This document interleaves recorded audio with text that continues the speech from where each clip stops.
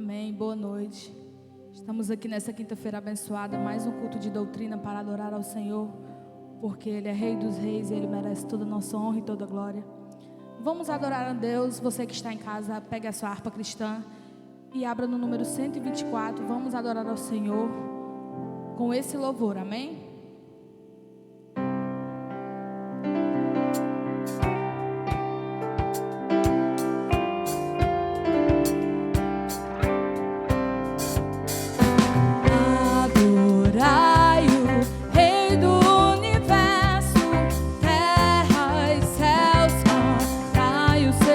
Louve ao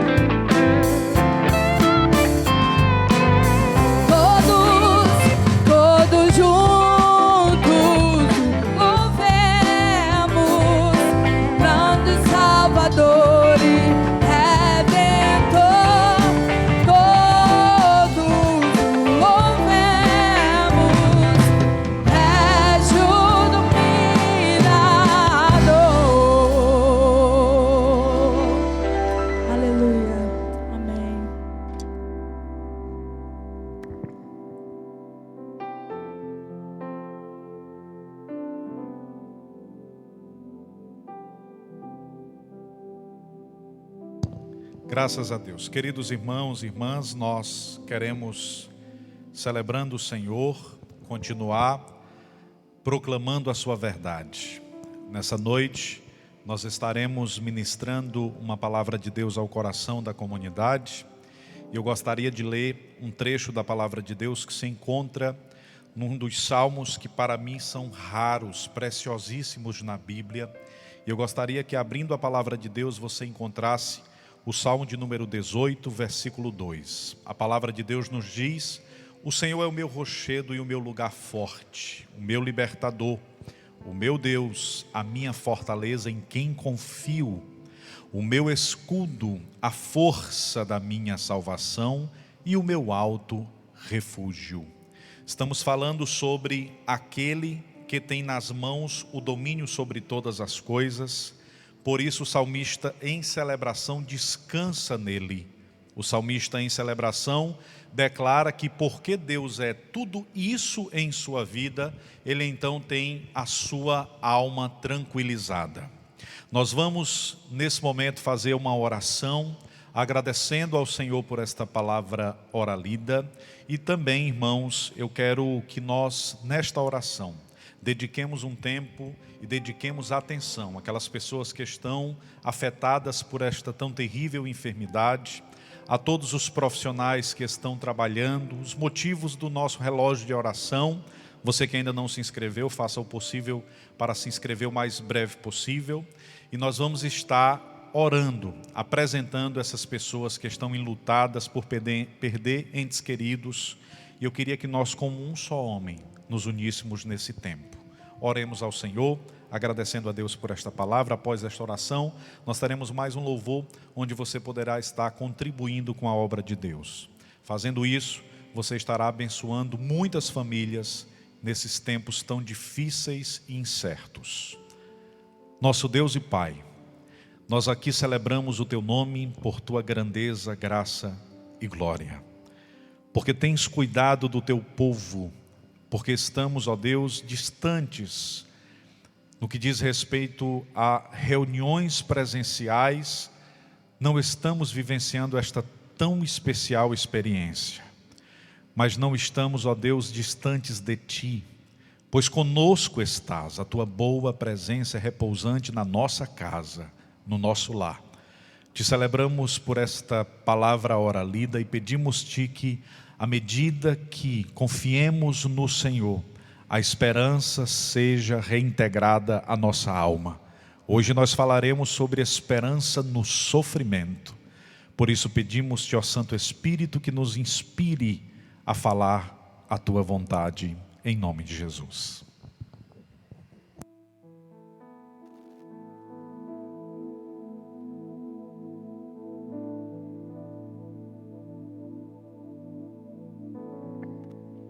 Aleluia, Deus. Vamos continuar adorando ao Senhor. Você que está em casa, adore a Ele. Faça a sua contribuição, se possível. E continue em oração, constante oração para aqueles que estão necessitados, precisando. Aleluia, Deus. Nem sempre se sabe detalhes de um milagre, mas eu vou contar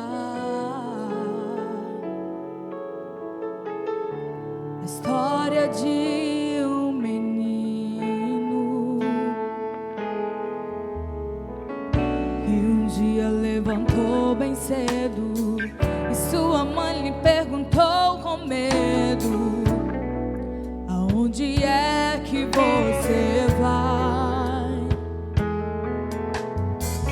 E o menino então respondeu: o mestre está a me chamar, uma multidão vou ajudar a alimentar. Sua mãe lhe disse: isto é impossível, o que tem aí nesse cestinho?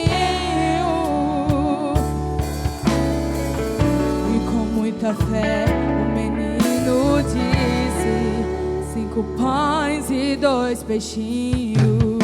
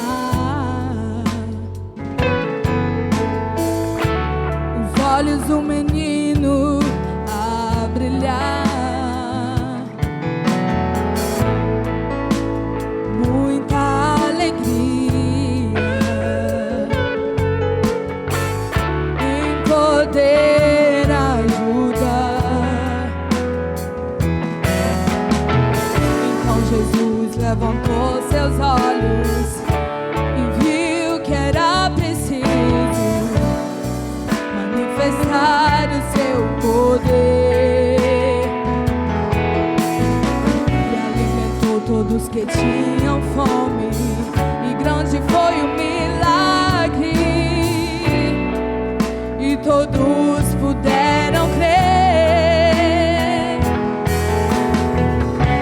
que com Jesus o pouco é muito. Assim também foi com aquele menino que com muita fé trouxe em seu cestinho 5 pães e 2 peixinhos. Quem poderia imaginar que um menino ia ajudar a alimentar a multidão?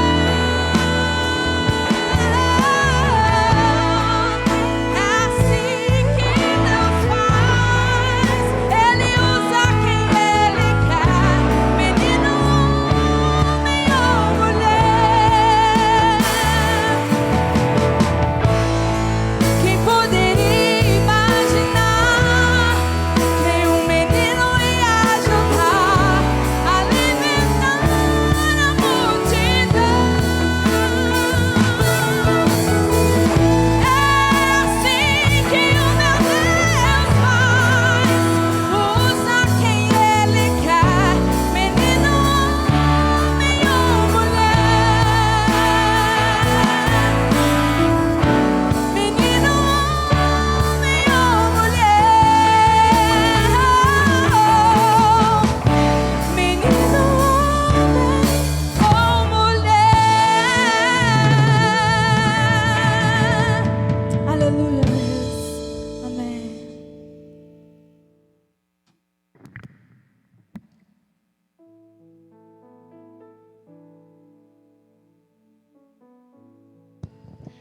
Queridos irmãos, eu gostaria de, nesta noite, comunicar a todos os queridos que participam conosco que nós faremos uma mudança na nossa série. Nós estaremos, a partir de hoje, ministrando uma nova série de sermões.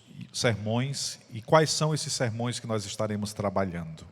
Nós estaremos trabalhando uma série cujo tema será Esperança no Sofrimento. Esses sermões, eles têm como propósito trazer à discussão um tema por demais necessário. A igreja precisa pensar sobre o contexto em que nós estamos inseridos. Estávamos até quinta passada conversando sobre o reino em parábolas, e foi um tempo muito especial, foram muitas parábolas aqui apresentadas, mas revisitando alguns textos de um teólogo chamado Larry Crabb, durante os últimos dias, o Senhor nos dirigiu a estar conversando com vocês sobre esperança no sofrimento. Esse vai ser o tema que vai nortear aí os nossos próximos encontros, não sei quantos, mas espero em Deus que nós possamos extrair desse tempo uma reflexão a nos tornar mais próximos da maturidade cristã. É muito importante que nós possamos falar com seriedade sobre essas questões, porque são muitas vozes, são muitas perguntas feitas, e nós não sabemos qual direcionamento a Escritura nos dá em tempos de crise muitas vezes. E aí estamos muito propensos, e por estarmos fragilizados, estamos muito propensos a ouvir vozes que não são vozes de Deus, vozes alinhadas com a Escritura Sagrada. Por isso, olhando, obviamente, para a perspectiva de reino deste autor, que é um autor emblemático, que faleceu, inclusive, no dia 28 de fevereiro deste ano, mas alguém que deixou uma contribuição muito vasta. Nós vamos aqui conversar, e vai ser uma conversa muito proveitosa, acredito eu. Espero que você seja muito abençoado e muito abençoada em todos estes encontros, tá? Nosso primeiro encontro, nós vamos falar sobre o tema As Falsas Esperanças do Cristianismo Moderno. Esse tema é um tema que ele trabalha em um livro chamado De Dentro para Fora. E eu presumo que nós estaremos falando sobre algo que é basilar. Nós precisamos, como igreja, assumir o compromisso e a responsabilidade de comunicar a verdade de Deus em alinhamento com a Escritura. Porque nós temos, como disse há pouco, muitas vozes. Qual é a voz proveniente de Deus? A voz da Escritura Sagrada. E o que nós temos percebido em muitos espaços de adoração, em muitos espaços dedicados à celebração, é que existe um pseudo-evangelho sendo apresentado. Um pseudo-evangelho que busca apresentar respostas utilitaristas, respostas que funcionam, respostas simples, e aí este utilitarismo, essa resposta breve que funciona, muitas vezes não é a resposta pensada por Deus, porque nem sempre Deus deseja nos dar a resposta, mas deseja nos ensinar a confiar. E a gente precisa desmistificar essas questões, por isso eu trago aqui esse tema. E aí, o nosso autor ele vai trabalhar um ponto importante. Ele diz que nós temos uma tentação muito forte de, porque estamos com a alma sedenta, ou por estar com a alma sedenta, buscar cavar a nossa própria cisterna. E aí, enquanto estamos envolvidos nesse projeto de cavar as próprias cisternas, nós buscamos a ajuda de pastores e líderes que nos fornecem enxadas e picaretas, mostrando assim quais são os pontos que devemos procurar para então encontrar a tão desejada água. E lá vamos nós. São programas de discipulado, novas estratégias para um testemunho do Evangelho, sistemas de memorização de versículos, experiências de plenitude do Espírito, renovação do nosso compromisso com Deus. São ferramentas inúmeras. Nós não estamos com isso dizendo que essas ferramentas não são interessantes, não são aplicáveis, mas dizer que essas ferramentas, elas nos darão a solução para o drama que estamos enfrentando, para a dor que estamos enfrentando, sinceramente, distorcer o Evangelho. A lista é longa e são tantas as soluções pensadas e apresentadas, e eu queria dizer-lhes, meus irmãos, que a Escritura continua a mesma. Aquilo que é modismo, aquilo que é novidade, não ocupa o espaço da Escritura Sagrada. O Evangelho em sua simplicidade, que busca proclamar a verdade de que o homem está afetado por um estado de pecaminosidade, que este homem precisa arrepender-se de seus pecados, que este homem precisa tornar-se morada do Espírito de Deus, e que caminhando com a comunidade, na presença do Espírito de Deus, ele vai atingindo a maturidade cristã, não perfeito, mas caminhando em busca do Cristo, olhando como paradigma e como fonte de fé, como fonte de esperança, a pessoa bendita do Cristo, até que então possamos alcançar a varonilidade perfeita, o pleno conhecimento do Filho de Deus. E isso certamente só no porvir, mas estaremos caminhando para isso. Essas são verdades muitas vezes excluídas, porque o que se apresenta é um tipo de programa, e esse programa ele traz consigo uma promessa, uma espécie de kit de espiritualidade. Se você cumprir determinada coisa, e se você for cuidadoso com as orientações transmitidas, então naturalmente você vai receber aquilo que é preciso, e você vai fazer usufruto de uma vida cristã sem problemas e sem dramas. Esta promessa não é a promessa que nos foi transmitida por Cristo. Em contraste com o cristianismo bíblico, veja o que diz o autor: a mensagem de alguns lugares busca aliviar o sofrimento existencial da pessoa. A Bíblia não existe para aliviar os nossos dramas. A Bíblia não é uma notícia que nos foi transmitida para gerar no nosso coração bem-estar, irmãos. A Bíblia é a palavra de Deus, a carta de Deus escrita aos homens, cujo propósito fundamental é nos apresentar um Deus glorioso, Salvador, e nos remover, transportando-nos da nossa vil maneira de viver para a dependência daquele que é Senhor absoluto de todas as coisas. A Escritura Sagrada é um convite à consciência de que sem Deus nós nada poderemos fazer. A Escritura Sagrada, ela não é uma espécie de manual que vai trazer algumas orientações para que, lendo este manual, você encontre bem-estar. Não, a Bíblia é um mapa que nos guia ao nosso estado de pecaminosidade e nos leva à consciência desse estado, colocada diante do Calvário, para então termos a oportunidade e o privilégio de ressignificar o mapa e encontrar a glória e a graça do Cristo na existência. E aí, o que nos é oferecido nessas propostas de algumas comunidades? Capacidade de gozar de uma alegria inexprimível, que não apenas nos dá forças para atravessarmos os tempos difíceis, mas pode até eliminar problemas, preocupações e sofrimentos. Então, o que é pregado é a ideia de que se você vem até este lugar, você vai ter todos os seus problemas sanados.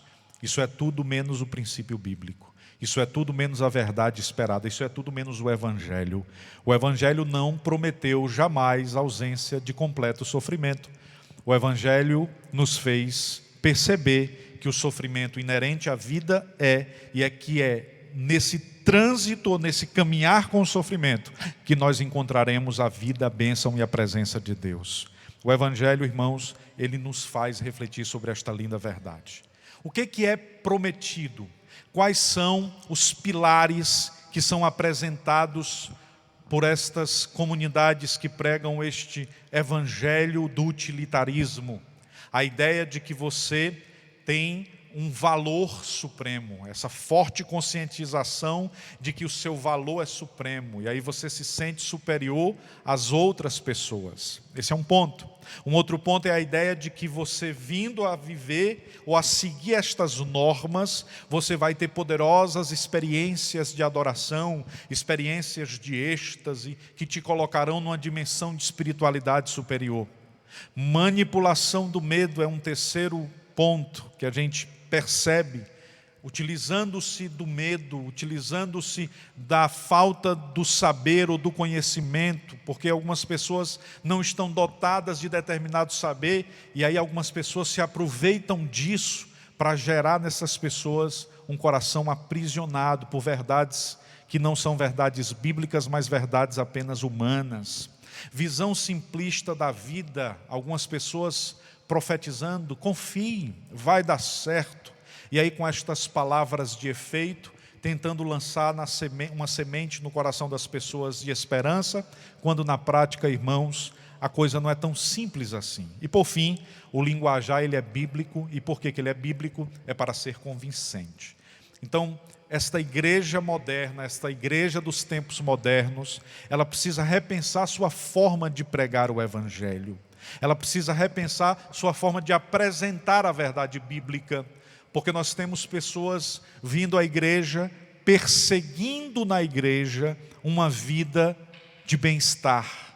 E a igreja não é um espaço onde nós receberemos um bem-estar a partir do momento que nós nos aliarmos aos ditames dessa igreja. Não, essa não é a proposta. A igreja é o espaço onde eu estou reunido para adorar aquele que salvou a minha alma, aquele que transformou a minha história, aquele que moldou o meu caráter e que continua santificando a minha vida. Obviamente, eu tenho responsabilidades no processo de santificação. Eu preciso decidir adorar a Deus nesse processo, para que então se conclua e eu possa alcançar a varonilidade perfeita. A melhor forma de lidar com o sofrimento, dizem eles, é você evitá-lo. E aí não apenas evitá-lo, mas também entregar-se a novas experiências emocionais. Então, por que existe um campo muito vasto no aspecto da religião? Por que muitos líderes eles são aparentemente bem-sucedidos quando proclamam algumas questões que não são alinhadas com a Escritura Sagrada? Porque quando alguém está em sofrimento, este alguém está vulnerável, e por estar vulnerável, ele deseja encontrar motivações outras. E essas motivações que tocam na emoção, os levam a novas experiências. E como eles estão se sentindo parados, estáticos por causa da dor, é uma sensação boa e aparentemente agradável. Por isso, irmãos, nós precisamos repensar a forma como pregar o Evangelho, porque o Evangelho é simples. O Evangelho é a notícia de que o Pai nos amou de tal maneira que nos entregou o seu Filho Jesus Cristo, para que todo aquele que nele crê não pereça, mas que tenha a vida eterna. Nós precisamos, em tempos de crise, reafirmar esta verdade bíblica. Deus nos amou e porque nos amou, nos concedeu possibilidade de resgate. Deus nos amou e porque nos amou, nos presenteou com o seu maior bem, o seu Filho Jesus Cristo, para que tenhamos nele vida e que esta vida seja uma vida abundante. E aí o que é que vem à mente de algumas pessoas quando chegamos numa comunidade ou numa igreja ou numa reunião ou num espaço onde se prega o bem-estar como o espaço máximo, onde se proclama a ideia de que você tem que viver sem dramas e sem dificuldades e sem problemas, é que algumas pessoas estão olhando para outras, e quando olham para essas outras pessoas que aparentemente são bem-sucedidas, essas pessoas começam a sofrer. Ora, por que outras pessoas conseguem e eu não? Por que outras pessoas são tão bem-sucedidas e eu, na minha interioridade, enfrento tantas batalhas, tantas dores, tantas lutas? Um ambiente que deveria ser um ambiente terapêutico torna-se um ambiente de dor. Um ambiente que deveria ser um ambiente de graça torna-se um ambiente de comparações. E nós precisamos, irmãos, pregar o evangelho que nivela, o evangelho que coloca todo homem em um único estado de total, profunda, completa e plena dependência do Criador de todas as coisas. E aí eu gostaria de trazer luz sobre este texto. Eu gostaria de trazer luz sobre isso que já foi dito até aqui. A Escritura Sagrada, ela nos convida, irmãos, a um tempo de reflexão. Não existe nada mais aterrador, diz o nosso autor, do que enfrentar um problema cuja solução não esteja na nossa mão. Nosso drama é porque nós não temos o controle. E quando não temos o controle, não conseguimos dar a resposta imediata. E quando não conseguimos dar a resposta imediata, nós nos frustramos. E aí eu queria trazer-lhes esta verdade como palavra profética ao seu coração. Talvez a decisão mais difícil que o cristianismo exige de nós seja a decisão de confiar. Talvez a decisão mais difícil que o cristianismo exige de nós seja a decisão de confiar no Senhor. Porque queremos respostas breves, porque queremos respostas alinhadas com o nosso bem-estar, mas nem sempre isso vai acontecer. E mesmo quando isso não acontece, eu sou convidado a confiar no Senhor.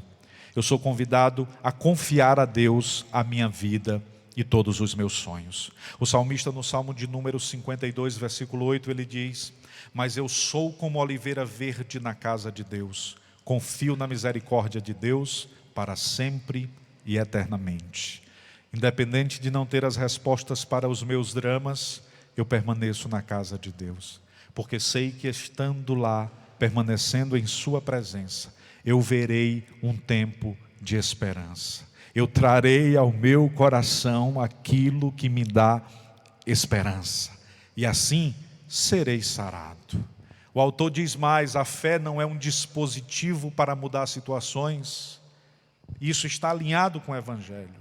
A fé nos garante contentamento em toda e qualquer situação. Porque quando você prega um evangelho que apresenta um kit, um manual, seguindo este manual, você naturalmente vai encontrar um espaço de elevação, você não está exercendo fé.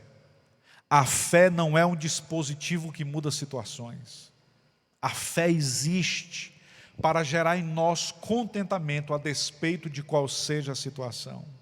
É notícia de morte, a fé nos fará triunfar em consolo. É notícia de dor, a fé será companheira próxima nos dias maus. É notícia de desemprego, a fé será sustento próximo nesse tempo. A fé nos fará buscar o auxílio necessário, e pela fé nós encontraremos o auxílio necessário, porque a fé não é um botão que aciono para resolver os meus dramas, mas sim, a fé é esse espaço de contentamento. E em toda e qualquer circunstância, crendo, viverei. Em toda e qualquer circunstância, crendo, tu viverás. Esta é a palavra do Senhor a nós nesta noite. Tendo, porém, o sustento e com que nos cobrirmos, estejamos com isso contentes. Paulo escreve a Timóteo no capítulo 6, versículo 8 da primeira missiva: sabendo que a prova da vossa fé opera a paciência. A fé gesta em nós paciência. Tiago, capítulo 1, versículo de número 3. Eu quero concluir a ministração já encaminhando-me para o fim, dizendo-lhes que o sofrimento da alma não é evidência de neurose. Alguém te vê sofrer e entende como patologia, mas o sofrimento da alma não é evidência de neurose, nem imaturidade espiritual. O sofrimento da alma também pode ser conhecimento e reconhecimento da verdade. Sofremos, sim, mas isso não quer dizer que estejamos quebrados, destruídos.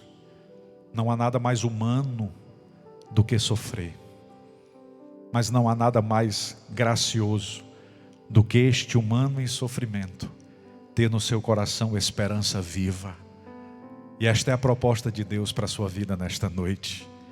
Os dias não são bons, os dias são difíceis, mas o Senhor trará esperança sobre a tua alma, o Senhor trará esperança sobre o teu coração, o Senhor trará um tempo de paz sobre a tua família, o Senhor te fará triunfar em meio a esses dias tão incertos. A graça do Senhor repousante estará sobre você. E aí, com isso, nós não precisamos mais da resposta. Nós precisamos de fé para confiar. Nós precisamos de fé para esperar. E nós precisamos da palavra de Deus como ela é, para mudar em nós aquilo que nós não conseguimos mudar. Até quando? Paulo diria até que cheguemos à unidade da fé, ao conhecimento do Filho de Deus, a homem perfeito, à medida da estatura completa de Cristo, em Efésios 4:13. Por quê? Jó nos explica, 17:9. E o justo seguirá o seu caminho firmemente, e o puro de mãos irá crescendo em força. O justo segue o caminho, o puro de mãos segue o mesmo caminho, porque ele cresce em força. Mas está tão difícil, não consigo enxergar a esperança. Os dias são tenebrosos. Nesses dias o Senhor caminha ao teu lado. E aí, queridos, encerrando este primeiro momento, essa primeira ministração desta série, que sem dúvida será uma importante série para nós. Eu quero convidar você a fazer parte de todos estes encontros. Eu quero lembrar-lhes que a missão da igreja é pregar o evangelho que liberta, buscando preparar as pessoas para uma vida firmada na verdade. A missão da igreja não é negar a realidade do sofrimento. A missão da igreja não é prometer um céu na terra. A missão da igreja é declarar que se nós andarmos na luz como Ele na luz está, nós teremos comunhão uns com os outros, e o sangue de Jesus Cristo, o Filho de Deus, vai sim nos purificar de todos os nossos pecados. Aí a esperança é restaurada, porque o abraço de perdão de Deus chegou na sua casa. Por mais difíceis que estejam sendo esses dias, lembre-se, você é perdoada, você é perdoado. O Deus perdoador escolheu amar você, e nada e ninguém, ou circunstância alguma, pode mudar esta realidade. Deus abençoe a sua vida em todo o tempo. Eu quero fazer uma oração por você, e após essa oração, apresentar-lhe um convite. Nosso Deus e Pai, que dias difíceis estes. Não temos respostas prontas, mas queremos te declarar que nós desistimos delas.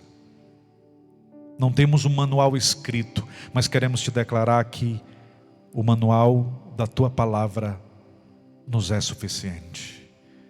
E se qualquer outra ideia não estiver alinhada com a tua palavra, o manual da vida, nós a rejeitaremos.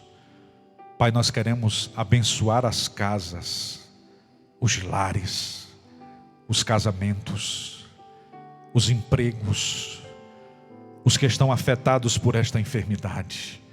Pai, nós queremos abençoar todas as famílias que estão ouvindo esta ministração.